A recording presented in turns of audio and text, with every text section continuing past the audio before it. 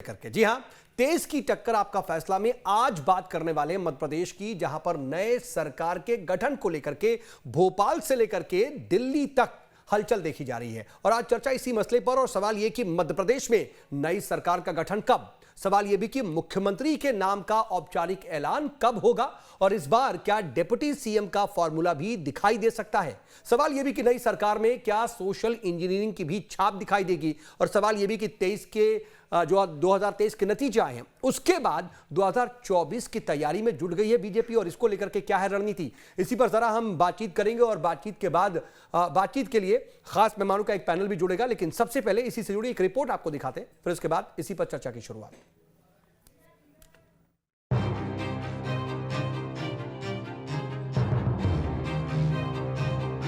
मध्य प्रदेश में 163 सीटों के साथ बम्पर जीत दर्ज कर बीजेपी एक बार फिर मध्य प्रदेश में सरकार बनाने जा रही है।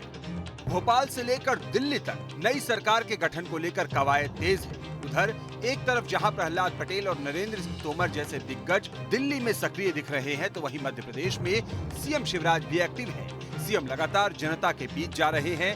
सीएम कभी रैन बसेरे में जा रहे हैं, कभी बहनों का आशीर्वाद ले रहे हैं, तो कभी कार्यकर्ताओं के घर भोजन कर रहे हैं। बुधवार को तो सीएम ने कमलनाथ के गढ़ छिंदवाड़ा में सभा भी की। देखो, आज से हम शुरू कर रहे हैं मिशन मध्य प्रदेश का, मिशन 29। और मिशन 29 का मतलब है मध्य प्रदेश में लोकसभा की सीटें हैं 29, और मेरी दिल से इच्छा है, और उसके लिए हम सब मिलकर दी जान एक करेंगे, जैसे विधानसभा के चुनाव में। उधर नई सरकार के गठन को लेकर मची सियासी हलचल के बीच सीएम शिवराज ने भी ये कह दिया है कि वो मध्य प्रदेश छोड़कर कहीं नहीं जाएंगे।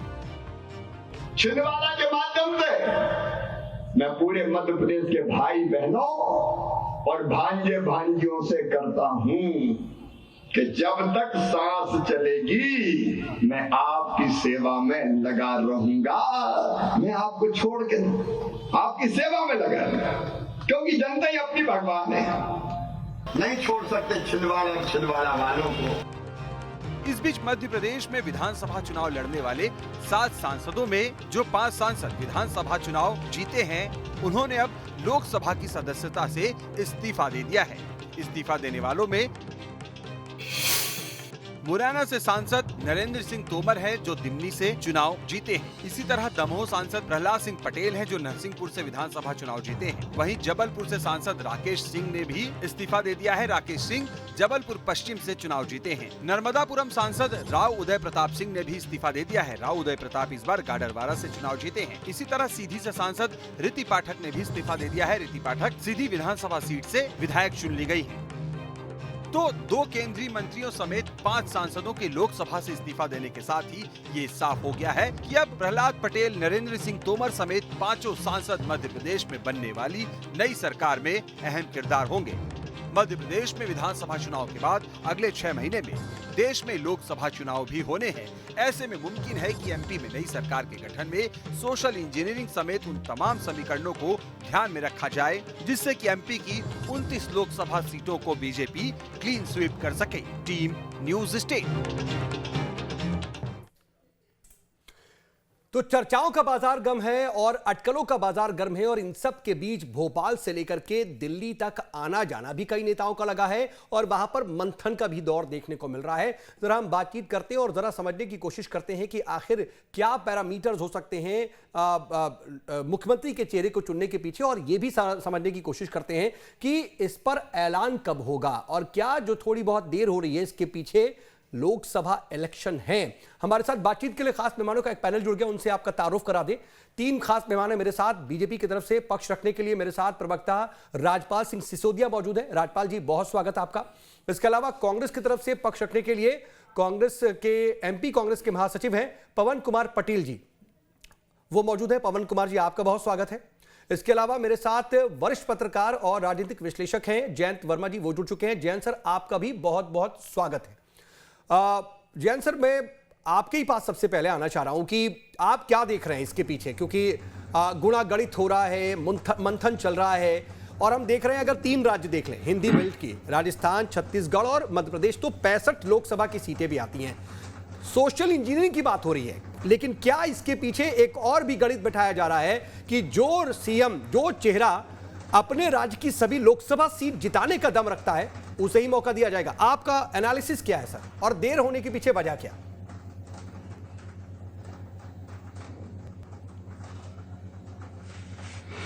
देखिए, जो पूरा मध्य प्रदेश का चुनाव है, वैसे तो सीएम का चेहरा शुरू से भारतीय जनता पार्टी ने स्पष्ट नहीं किया था और मोदी जी के चेहरे पे चुनाव लड़ा जाएगा ऐसा था, पर बाद में प्रधानमंत्री को खुद अपनी स्ट्रेटजी चेंज करनी पड़ी और पोस्टर्स में भी फिर हमारे शिवराज सिंह जी की फोटो आने लगी और उसके बाद उन्होंने रतलाम में बोला कि भाई ये जो लाडली बहना योजना है, इसको कांग्रेस यदि आएगी तो बंद कर देगी। तो ऐसा लगता है कि मध्य प्रदेश में ये जो लाडली बहनी योजना है, ये शिवराज सिंह का ही पूरा ब्रेन चाइल्ड है और इसके कारण वो घर घर में वो भाई और वो मामा वाला अपना छवि बना के रखा है। हालांकि कमलनाथ ने भी ये कहा था कांग्रेस ने कि हम 1500 रुपए देंगे, पर लोगों ने कहा भाई ये तो भाई हमारा दे रहा है, मतलब ये इस प्रकार का संबंध हो गया। और जो छोटी छोटी महिलाएं जो छोटे छोटे धंधों में कहती भाई घर बैठे हमको 40 रुपए रोज आ जाता है। तो ऐसे करके मुझे लगता है कि यहाँ जो भारतीय जनता पार्टी को इतना बड़ा 48.5% जो पिछले बार से 7% ज्यादा वोट मिले हैं, तो वो लाडली बहना के चलते हुए हैं। लेकिन जैन साहब, मैं ये भी समझ लूं फिर कि अगर सिंह चौहान को यदि अभी यहाँ से रिप्लेस किया जाता है, हाँ नहीं, लेकिन सर अगर ये 5 चेहरे हैं, 5 सांसदों का आज इस्तीफा, मंत्री पद तक छोड़ दिया, तो उनकी भूमिका भी तो तय करनी पड़ेगी। तो आप इनकी भूमिका क्या देखते हैं और क्या इस बार डिप्टी सीएम का भी फॉर्मूला अपनाया जाएगा?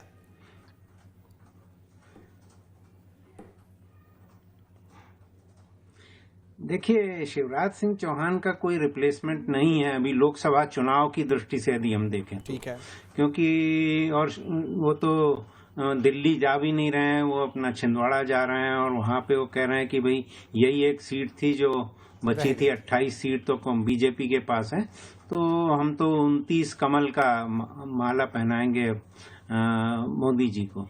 तो ये है, तो मुझे लगता है सबसे स्ट्रांग कैंडिडेचर जो है वो शिवराज सिंह जी का है और ये केवल लोकसभा पोल तक के लिए, बाद में हो सकता है उनको केंद्रीय मंत्रिमंडल में ले जाएं। इससे अलग ही कह रहा हूं कि जो बाकी जो सांसदों के आज इस्तीफे आए हैं, दूसरे सबसे बड़े जो हाँ ठीक है, उसी पर शायद आप आ रहे हैं। हाँ, उसमें क्या है, नरेंद्र तोमर सबसे स्ट्रांग थे, पर नरेंद्र तोमर जी जो सबसे स्ट्रांग थे, पर उनका जो वीडियो लीक हुआ है उसके चलते इस्तीफा वगैरह ले लिया, ताकि अब संसद में वो जवाब देने के लिए रहे नहीं और वो लोग उतना वो मामला ना उठाएं, क्योंकि कांग्रेस और सारी पार्टियां इस मुद्दे को बहुत तेजी से उठाएंगी। तो इस्तीफा ले लिया गया, स्ट्रेटेजिकली लिया गया है, तो उसमें सबके इस्तीफे ले लिए गए।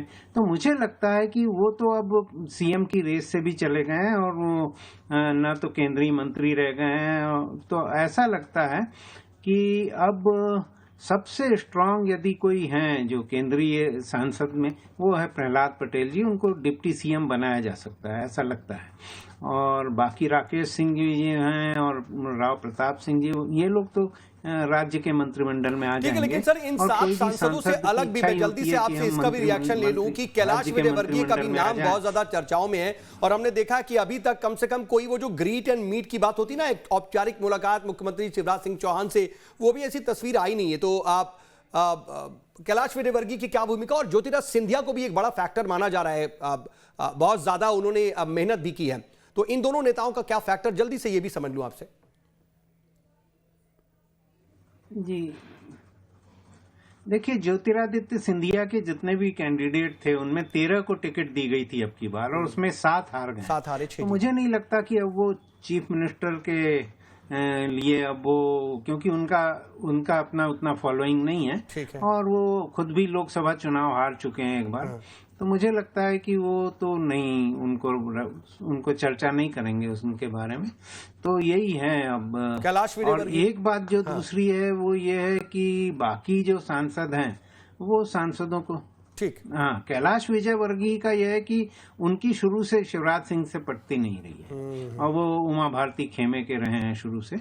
तो मुझे लगता है कि वो उनको या तो स्पीकर बना दिया जाए, हो सकता है। अच्छा, ऐसा कुछ हो सकता है। कोई और भूमिका देख रहे हैं। बड़ा दिलचस्प आपने जो है ये एनालिसिस आपने दिया है। देखना होगा कि जब फाइनल होगी, सरकार की तस्वीर सामने आएगी, उस वक्त क्या होगा। लेकिन राजपाल सिंह सिसोदिया जी,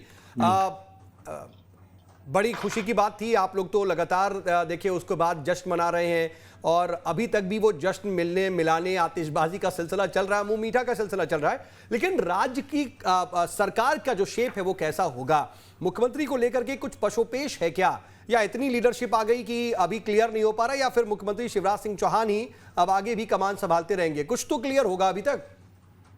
सिर्फ चर्चाओं का दौर है, हाँ। वास्तविक में किसी प्रकार की न तो कोई रेस है और न हमारे यहाँ ऐसी कोई परंपरा है। भारतीय जनता पार्टी में कार्यकर्ता स्वयं के लिए भूमिका तय नहीं करता है, पार्टी का नेतृत्व उनके लिए तय करता है। जो नाम अभी आपने लिए जितने भी चल रहे, ये सब खाटी भारतीय जनता पार्टी के वो कार्यकर्ता है जो सिस्टम को जानते हैं। एक भी ऐसा इसमें से नेता नहीं है जो सिस्टम के बाहर से आया है। जो सिस्टम के लोग हैं वो समझते हैं कि भारतीय जनता पार्टी की कार्यप्रणाली क्या है और हमारा तंत्र क्या है काम करने का। अब देखिए, अब विधायक दल की बैठक होगी, बैठक में केंद्र से एक पर्यवेक्षक आएंगे, वो विधायक दल की बैठक में 1 to 1 बात भी करेंगे, रायशुमारी करेंगे, और एक पैनल बनेगा। वो पैनल फिर केंद्र को जाएगा, फिर वहां पे पार्लियामेंट्री बोर्ड उसमें से मेरिट के आधार पे, आने वाले समय के चुनाव के आधार पे, तमाम तरह की चीजें देखते हुए मध्य प्रदेश के हित में क्या बेहतर निर्णय हो सकता है वो करेगा। ये प्रक्रिया है। और अब चूंकि जब तक प्रक्रिया का पालन नहीं होता तब तक चर्चाएं चलेगी। आपको भी बात करना है, मुझे भी जवाब देना है, और बाकी भी गॉसिप यही है। हर जगह कहीं भी जाके खड़े हो जाओ आप। अभी बाजार में भी जाके कहीं खड़े होते हैं तो यही पूछते हैं, हम भी कहीं निकलते हैं हमसे पूछे क्या कौन बन रहा है, किसको बना रहे हैं। तो ये एक चर्चा है, और ये चर्चा स्वाभाविक भी है। मध्य प्रदेश का नया जो मध्य प्रदेश का सीएम बनना है तो चर्चा तो और नया सीएम आप जो कह रहे हैं फिर अटक गए तो कुछ स्लिप ऑफ टंग तो नहीं है, मतलब कहीं कुछ बैक ऑफ, क्योंकि सूत्र यही जानकारी दे रहे हैं कोई नए चेहरे को जिम्मेदारी दी जा सकती है, बहुत से फैक्टर भी बोल रहे हैं। हाँ। इस कार्यकाल का तो नया ही रहेगा, नया ही सीएम मिलेगा। नए से मतलब व्यक्ति से नहीं मतलब है, सीएम का कार्यकाल नया रहेगा। और माननीय मुख्यमंत्री जी के नेतृत्व में जिस प्रकार से हमने चुनाव को लड़ा है शिवराज सिंह चौहान जी के लिए, निश्चित तौर पर स्ट्रेटेजिकली हमने उस चुनाव को लड़ा है। ये जो हमारे केंद्र से भी इतने सारे नेताओं को जो चुनाव लड़ाया वो भी स्ट्रेटेजी थी हमारी, एक चुनावी रणनीति थी। उसका फर्स्ट फेज कंप्लीट हुआ और उसमें हम सफल भी हुए। सिर्फ 2 लोगों को छोड़ रहे तो बाकी सारी सीटें हमने जीती, और ये सारी सीटें वो सीटें जो कांग्रेस के पास थी, जिनको हम आकांक्षी मान रहे थे, समझ रहे थे कि भाई इनको हम जीत सकते हैं। तो कैसे जीत सकते हैं, तो सांसदों को लड़ा के जीत सकते हैं। तो हमने सांसदों को लड़ाया और जीते। अब सेकंड फेज के लिए भी पार्टी ने कुछ सोच रखा होगा, कोई रणनीति बना रखी है, पूरा आकलन है, वो एक पूरी तैयारी है। पहले से पता था कि अगर जो जीत करके आएगा वो इस्तीफा देगा, वो प्रदेश में ही सक्रिय रहेगा। दिला रहा हूँ, मेरा भी एक लंबा कार्यकाल पार्टी के अंदर काम करने का रहा है। मैं 25 साल से पार्टी का काम कर रहा हूँ, बहुत छोटे से पद से लेके तो प्रदेश स्तर तक मैं आपके बीच में हूँ। तो मेरे कार्य पद्धति पार्टी की समझ में आती है, या कोई हल्ला नहीं बचेगा, इसी प्रकार की कोई चर्चा भी नहीं होगा, और स्मूथली जो है मुख्यमंत्री का नाम आएगा। और लेकिन अपने हिसाब से जो है वो गोलबंदी तो हो ही रही है ना। नहीं, राजपाल जी अपने हिसाब से कोशिश के महत्वाकांक्षाएं भी होती हैं, और हमको मालूम है जब ज्योतिरादित्य सिंधिया की बात आती है तो उनकी महत्वाकांक्षा ही बताई जाती है कांग्रेस छोड़ करके यहाँ आने की पीछे की वजह। और फिर अपनी गोलबंदी तो हो ही रही है ना, मतलब कोई दिल्ली पहुंच रहा है, कोई भोपाल में ही है, कोई छिंदवाड़ा भी जा रहा है शायद। दिल्ली जो लोग पहुंचे हैं वो 4 तारीख को सदन था, वो सारे सांसद हैं। इस्तीफा बुलाया, आज उनको इस्तीफे का बोल दिया। ठीक है, मतलब वो सिर्फ चर्चा है, आकलन है, ऐसा हो नहीं रहा। पवन कुमार पटेल को इस्तीफे का बोल दिया, आज इस्तीफा दे दिया, कल वो भोपाल आ जाएंगे। ठीक है, पवन कुमार पटेल जी, आप ये तो देखिए अब बीजेपी का इंटरनल मैटर हो गया, क्योंकि उनकी 163 सीटें आई हैं, बड़ा मैंडेट है, अब जो भी उनका नेतृत्व तय करे। लेकिन आपके हिसाब से कैसा मुख्यमंत्री होना चाहिए, मतलब छत्तीसगढ़ में, मध्य प्रदेश में सीएम का फेस कैसा होना चाहिए? देखिए कोई सुझाव है तो बताइए। जैसा हुआ नहीं, हाँ। नहीं वही बता रहा हूँ। देखिए सीएम का फेस तो ऐसा होना चाहिए जो आम जनता की बात करे, जो आम जनता को बड़ी बड़ी बतौलेबाजी करके आए थे पहले भी और अभी भी उसका पूरा करे। लेकिन भारतीय जनता पार्टी का स्टैंड क्लियर है। अभी जैसे राजपाल जी ने बोला, रणनीति के तहत, स्ट्रेटेजी के तहत जिस मैकेनिज्म से चुनाव लड़े हैं, जिस मैकेनिज्म से चुनाव जीते हैं, ये इनका उद्देश्य सफल, उद्देश्य एकदम डिक्लेयर है कि हमें सत्ता में बने रहना है। तो मेरे ख्याल से सीएम वही बनेगा जो जितना मैनेजमेंट में माहिर होगा। नहीं, क्योंकि लेकिन इन्हें ये तो पवन पता कुमार है जी, कि जब हम मैं अभी बीच में एक छोटा सा रोक रहा हूं। जैसे आपने बड़ा जी, तंजिया जी। लहजे में कह दिया कि इनको सत्ता में बने रहना है, लेकिन इसमें गलत क्या है? मतलब ठीक है, अच्छी बात है, राजनीति में तो इसीलिए रहते हैं। तो वो तंज मुझे समझ में नहीं आया। नहीं, मेरे को ये लगता है कि सत्ता में बने रहना ही लक्ष्य नहीं होना चाहिए। सरकार का लक्ष्य होना चाहिए आम जनता के ठीक हित है, में अच्छी काम बात है। करना। आप अपना लक्ष्य ये को मेरा अपना मतलब है, लक्ष्य मेरा रखिए। निवेदन ये है कि आप सत्ता में बने रहिए, लेकिन जो बतौलेबाजी आपने इतने सालों से की है उनको पूरा करते। अगर उनको पूरा किया होता, मोदी जी ने महंगाई कम की होती, तो इनको ये स्ट्रैटेजी नहीं बनानी पड़ती कि हमें केंद्रीय मंत्री और सांसदों को उतारना पड़ता। और जिस टाइप क्या का बुरी बात मैंडेट है इस उसमें? प्रदेश की जनता ने हमारे इनको पास दिया ये तो हमने लड़ा है, तो दिए। मुझे तो ऐसा आप भी लड़ाते थे, किसने रोका था? राजपाल जी विनम्रता पूर्वक निवेदन, आप भी लड़ाते ना, किसने रोका था भाई? आप राजपाल जी, वन ऑन वन ज्यादा तो- बेहतर है, उनकी बात आ जाती है, फिर उसके बाद मैं आपके पास आऊंगा। तो मेरा निवेदन ये है कि जिस टाइप का मैंडेट मिला है, जिसमें भारतीय जनता पार्टी इतना इतरा रही है, मुझे तो लगता है वो ऐसा मिला है कि जो मोदी जी ने वादा किया था 15-15 लाख रुपए हर भारतीय के अकाउंट में आ जाएंगे, तो मुझे लगता है वो वादा पूरा हो गया है। नहीं तो मैं इस पूरे प्रदेश में घूमा हूँ चुनाव के समय, मुझे एक व्यक्ति नहीं मिला जो कल्पना करे कि इस तरह का मैंडेट मिलेगा इनको। ना इन्होंने ऐसा कोई ऐसा तीर मार दिया है कि इस टाइप का मैंडेट मिले। तो पवन जी, क्या हुआ ऐसा कि ऐसा मैंडेट? क्योंकि हमारे सामने तो 163 सीटें हैं, हमारे सामने तो आपकी भी घटी हुई सीटें हैं, क्या हो गया ऐसा? ठीक नहीं, वही तो बोल रहे हैं ना कि हर व्यक्ति को सोचना चाहिए। जिस व्यक्ति का विश्वास संविधान में हो, देश हित में हो, उसको हर व्यक्ति को सोचना चाहिए कि हमने महंगाई कम करने के लिए बोला था, महंगाई कम करने नहीं, फिर भी हमारी सीटें बढ़ रही हैं। हम बेरोजगारी का हर साल 2 करोड़ रोजगार का वादा किए थे और हम बोलते जाके पकौड़े तोड़ो, फिर भी हमारी सीट बढ़ रही है। हम 750 किसान बिल वापस लेने से दिल्ली की सड़कों पर मर गया, तब भी हमारी सीट बढ़ रही है। चुनाव आचार संहिता के लगने के 8 दिन में 4 बार कर्जा ले रहे हैं, फिर भी हमारी सीटें बढ़ रही है। पहले प्याज महंगी होती थी, सरकारें बदल जाती थी। हर व्यक्ति को देश हित में, संविधान हित में सोचना चाहिए कि ऐसा कौन सा मैकेनिज्म है जो काम कर रहा है। लेकिन ये आप मैकेनिज्म की बात कर रहे हैं, लेकिन ठीक है, अगर आप कमियां गिना रहे हैं तो कुछ अच्छाइयां होंगी जिसकी वजह से जनता चुन रही है। और वो मैं अच्छाइयां सुनने के लिए राजपाल जी के पास चला जाऊंगा। वो आप 4 बात बता रहे हैं, वो 14 बात बता देंगे। नहीं, बताने में तो माहिर है। आंकड़ों की बाजीगरी में भारतीय जनता पार्टी को कोई हरा ही नहीं सकता। मैं तो एक नॉर्मल इंसान की हैसियत से पूछना चाहता हूं कि मैं जब सुबह घर से उठता हूं, नाश्ता बनता है, उसमें खाने के तेल की जरूरत पड़ती है। खाने के तेल का रेट कांग्रेस के समय क्या था और अभी क्या था? उसके बाद जब मैं पवन जी, तो फिर घुमा कर नहीं बात करते ना, सीधे बात करते हैं। आप इस मैंडेट पर सवाल उठा रहे हैं, आप इस मैकेनिज्म पर सवाल उठा रहे हैं, सीधे बात करते हैं ना कि आप ये कह रहे हैं कि इतनी सीटें नहीं जीतनी चाहिए थी, कुछ धांधली, कुछ गड़बड़ी हुई है। मेरा मतलब वही ना कि जो आदमी आपने बोला कि राजपाल जी 10 बातें गिना देंगे, तो मैं तो एक आम आदमी जो पेट्रोल डलाता है, खाने का तेल की रेट बात करता है, महंगाई की बात करता है, जो बड़ी बड़ी बहुत हुई महंगाई की मार, अब की बार मोदी सरकार, वो कुछ भी कम नहीं हुआ। इस प्रदेश को कर्जे के दलदल में रोज धकेलते जा रहे हैं, रोज धकेलते जा रहे हैं। उसलिए बोल रहा हूँ, मेरा सोचना और हर भारतीय के और प्रदेश के वासी की जिम्मेवारी होनी चाहिए कि इस सवाल उठाए, पूछे कि ऐसा क्या आपने ये बातें पूछ दी, हम चर्चा अलग ही कर रहे थे, जवाब ले लूंगा मैं जल्दी से, लेकिन मैं ये फिर पूछना चाहूंगा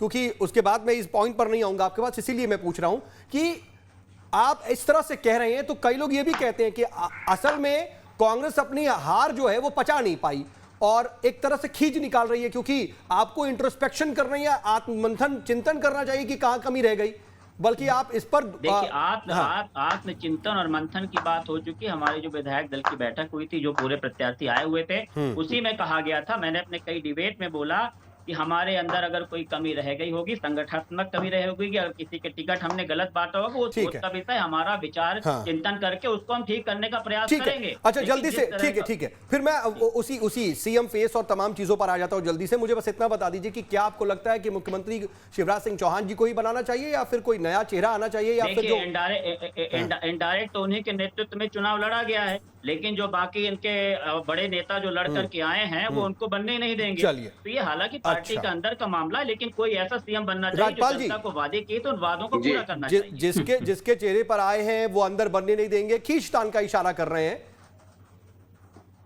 ऐसी कोई खींचतान नहीं है, एक बात। दूसरी बात, कांग्रेस ने महंगाई की बात और तमाम बातें तो करी, पर कभी भी ये नहीं बताया कि वो आएंगे तो क्या करेंगे। उन्होंने कोई प्लान नहीं बताया। जनता ने इसलिए उनकी बात को सुना ही नहीं, कि ये खाली सिर्फ फोरी बातें करने का काम इन्होंने किया, एक बात। दूसरी बात, भारतीय जनता पार्टी ने जो भी बात कही वो प्रमाण के साथ बात कही और उसमें हमारी जनता ने विश्वास किया। आज मध्य प्रदेश के मुख्यमंत्री शिवराज सिंह चौहान जी के नेतृत्व में मध्य प्रदेश में जिस प्रकार से विकास हुआ है, समाज के सभी वर्गों को साथ में लेकर जो जन कल्याणकारी काम हुए हैं, हम ये कह सकते हैं कि मुख्यमंत्री शिवराज सिंह चौहान जी ने मध्य प्रदेश की जनता से एक रिश्ता बनाने का काम करा। उन्होंने सरकार नहीं चली, उन्होंने परिवार चलाने की बात कही। मेरे मित्र भी बोल रहे थे, इनकी पार्टी के बहुत बड़े नेता एक माननीय पंडित नेहरू जी। पंडित नेहरू इस देश के ऐसे नेता थे जिनको हमने तो नहीं देखा, हमने पढ़ा है कि वो चाचा नेहरू के रूप में जाने जाते थे, उनको लोग चाचा नेहरू कहते थे। उन्होंने समाज से, मतदाता से एक रिश्ता बनाने का काम किया था। उसके बाद में इस देश की राजनीति में दूसरा ऐसा कोई व्यक्ति, ये नेता है जो मध्य प्रदेश में सहित देश भर में मामा शिवराज के रूप में विख्यात हुए। विख्यात ही नहीं हुए, उन्होंने ये रिश्ता कायम करने का काम किया, जनता को अपने रिश्ता के नाम से संबोधन कराने का काम किया। बहुत अहम है। चाचा नेहरू के बाद में, चाचा नेहरू के बाद में शिवराज चौहान एकमात्र ऐसे नेता है इस देश के जिन्होंने देश प्रदेश की जनता से रिश्ता बनाया, परिवार बनाया है।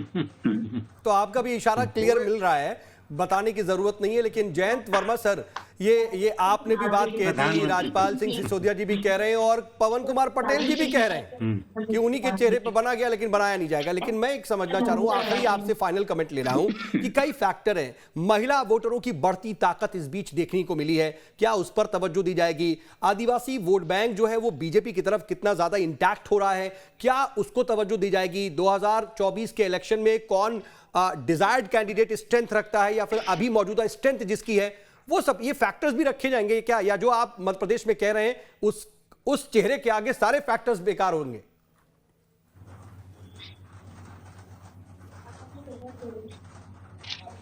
देखिए, जो सबसे बड़ी प्रायोरिटी है वो है लोकसभा का चुनाव, क्योंकि साउथ में जैसे जैसे सीट कम होगी बीजेपी की, तो वो उसको कंपनसेट करने के लिए सबसे बड़ा मध्य प्रदेश, राजस्थान और छत्तीसगढ़ है। ठीक बात। तो और यूपी है। तो यहाँ पे कोई रिस्क अभी लेना मुझे नहीं लगता कि कोई भी केंद्रीय इनका जो केंद्रीय जो निर्णय करने वाले लोग हैं वो इसमें कोई अभी रिस्क लेंगे। और शिवराज सिंह चौहान जी के साथ ये है कि वो बाद में, अभी तो उन्होंने खुद ही कह दिया कि मैं मध्य प्रदेश छोड़ के नहीं जाऊंगा। तो कुल मिलाकर के ऐसा है कि बाद में आपने भी बहुत क्लियर तरीके से इशारा कर दिया है। राजपाल जी, सिसोदिया जी भी कह रहे हैं, तमाम लोग कह रहे हैं, लेकिन केंद्र में इस वक्त क्या मंथन हो रहा है? केंद्र की जो नेतृत्व की इस वक्त बैठक हो रही है, वहां पर किन पॉइंट्स पर बातचीत हो रही है? सबसे अहम वही है और देखना होगा, जैसा इशारा है कि 2024 को कम से कम ध्यान में रख करके ही फैसला होगा। बहुत शुक्रिया सर हमारे साथ जुड़ने के लिए। अब देखना होगा कि आने वाले वक्त में क्या होता है। नजर तो हमारी बनी हुई है, आप भी नजर बनाए रखिएगा। एक बहुत छोटे से ब्रेक के बाद बात छत्तीसगढ़ की।